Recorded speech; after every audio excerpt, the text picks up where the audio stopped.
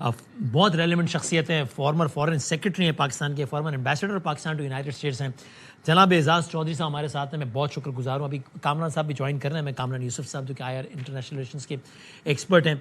एजाज़ साहब बहुत शुक्रिया, मुख्तलिफ हवालों से मैं बात करनी। एक तो बताइएगा, ये बड़ा मज़ेदार बात नहीं है कि जिस अंदाज से ये ढंडोरा पीटा जा रहा है अमेरिका से कि अब ईरान जौहरी हथियार हासिल नहीं कर सकता, नंबर 1, अब हुर्मुज़ खुल के रहेगा, नंबर 2। लग ऐसा रहा है कि जंग इन 2 मामलात पर ही थी। हालांकि ईरान ने तो हमेशा कहा है कि हमें जौहरी हथियार नहीं रखना, और हुर्मुज़ तो जंग से पहले कभी बंद हुआ ही नहीं था। अब ऐसा लग रहा है कि हुर्मुज़ के खुलवाने के लिए जंग थी, और फतह के तौर पे कहा जा रहा है कि देखा हुर्मुज़ खुलवा दिया ना हमने। ये बड़ा एक मज़ेदार पहलू है ये भी इस सारे डेवलपमेंट का। जी जी बिल्कुल। मेरे ख्याल में गार्डियन अखबार की हेडलाइन कुछ इसी किस्म की थी कि आप वहां पे पहुंचने के लिए, यानी 27 फरवरी को तक पहुंचने के लिए आपने ये सारा काम किया, इतनी जंग की, इतना अपना कदर मंजिलत खत्म कराई, और फिर आके आप वहां के वहीं खड़े हैं जहां से आप चले थे। और स्ट्रेट ऑफ हॉर्मुज़ तो बंद नहीं थी, वो तो खुलवा, अब अगर खोल रहे हैं तो ये कोई इतनी बड़ी अचीवमेंट नहीं है। और न्यूक्लियर इश्यूज पे तो कोई भी बातचीत नहीं हुई अभी तक, और ईरान का कद बहुत ऊंचा हो गया। अभी मैं आपकी बातें सुन रहा था शुजा नवाज से, बहुत बिल्कुल आप वो भी सही कह रहे थे, और साफ जाहिर हो रहा है कि ये एक ऐसी सूरत हाल है जिसमें ईरान जो है उसका काफी कद काठ ऊंचा हो गया।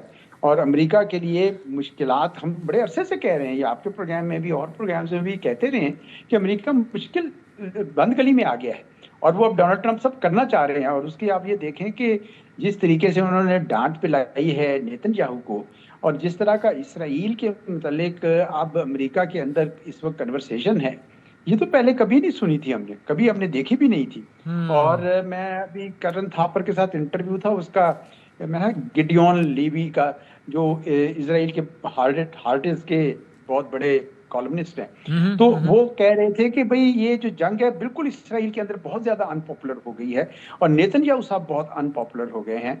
और नेतन्याहू साहब का एक खास अपना, जिस तरह हर एक का अपना एक होता है ना ग्रुप फॉलोअर्स का, जिस तरह डोनाल्ड ट्रंप का मागा है, उनका भी वहां पे एक है, कहते हैं उसको छोड़कर बाकी सारे के सारे वो क्रिटिसाइज कर रहे हैं।